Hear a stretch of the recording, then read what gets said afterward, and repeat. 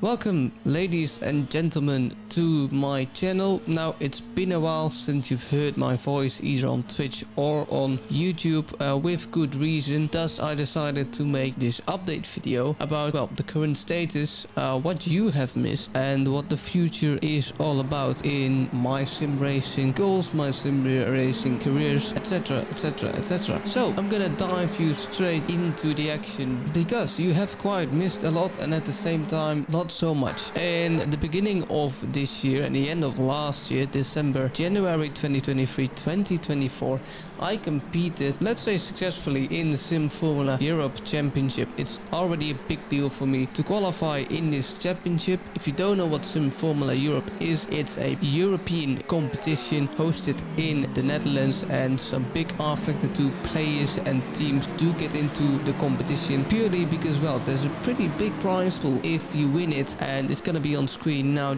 That is the prize pool, pretty hefty and pretty attractive. So I definitely didn't expect to even qualify for it. You had a pre-qualification stage. The best 60 players move on to the quarterfinal. After the quarterfinal, if you do successfully, you will move on to the semi-final and so on to the final. Now I didn't even knew if I was going to qualify myself, purely for the fact I wasn't really that familiar with R Factor 2. Last time I actually tried R Factor 2, it was on Le Mans 2022. It was going to be a long shot to qualify myself for the actual tournament, but I came home in P59 on identical time with P60. Now that's all great, but you still have to perform in the semi-final, and R Factor 2, especially in the Porsche Cup, you can see on screen here, is definitely another beast. It does quite have the loose rear end, and so I needed really to adjust, but I think I came home in P13, P12, just shy of the actual semi-final placement. That was my first date of R Factor 2 competition, and it ended up to be quite well. To compete with the best European R Factor 2 drivers is quite an achievement in itself, because, well, it was my very first time trying R Factor 2. So that's in Europe. In the same month, January 20th,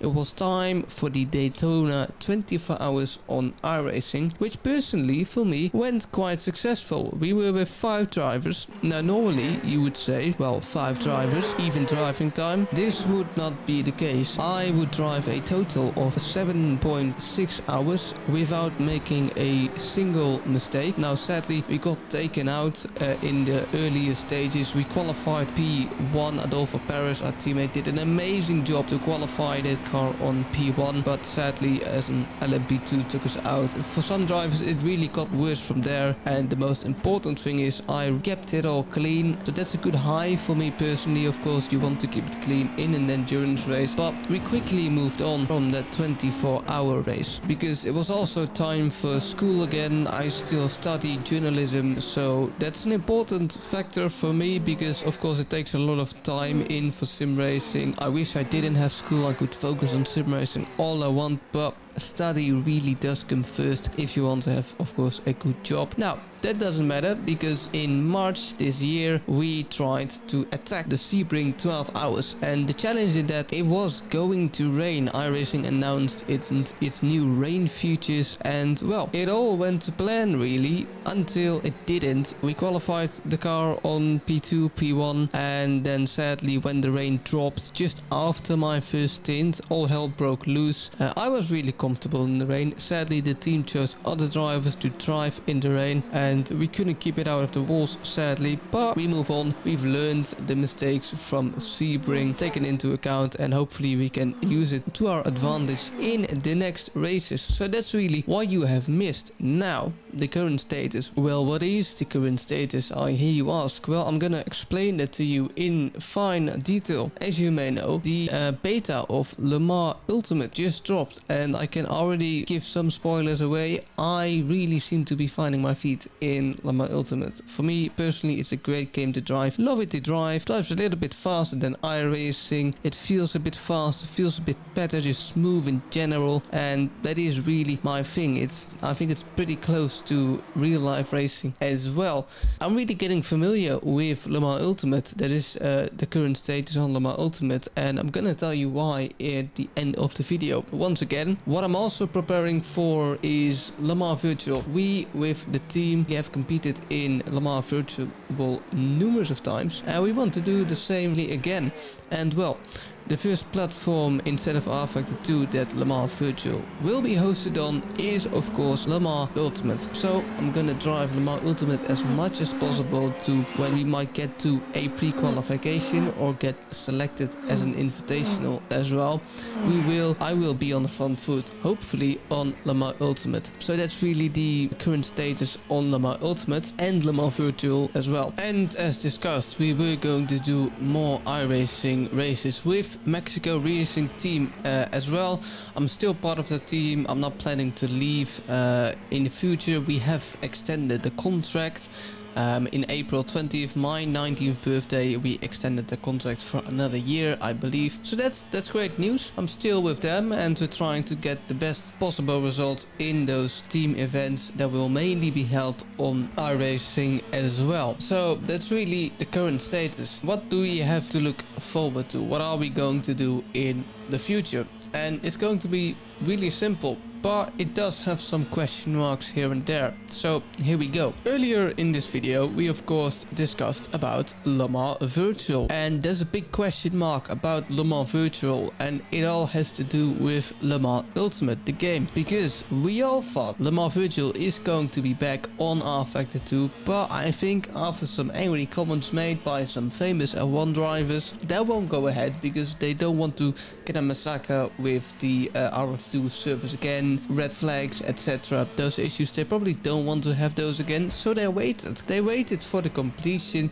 of Le Mans Ultimate. Now, Le Mans Ultimate is still in beta, as we know, and is probably going to be released in full game in a few months, probably. There has been an exact date announced. I'll show it on screen here, but I don't know it out of the top of my head. So we're really trying to connect the dots here, see if Le Mans Ultimate is finished at the time Le Mans Virtual is ready, and if not, we do have to wait another painful year, but that's to be expected. Let's expect the worst, but we are trying to prepare ourselves best in any case.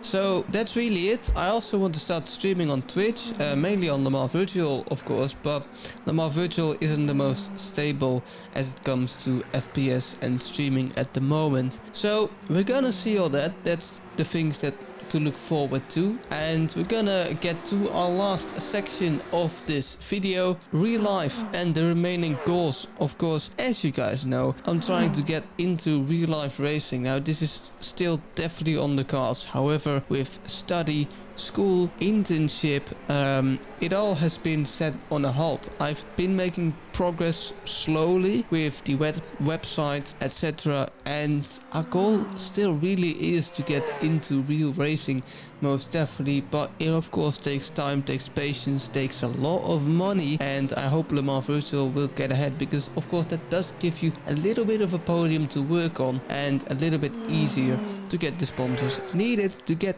into real life racing. And that's really it. So now you know all what has happened, what's the current situation, and what to look forward to as well. Now I think we really all do hope Le Mans Virtual and Le Mans Ultimate gets it all sorted as soon as possible, because well then we're gonna hear if it's gonna be an invitational competition or not. Let's see.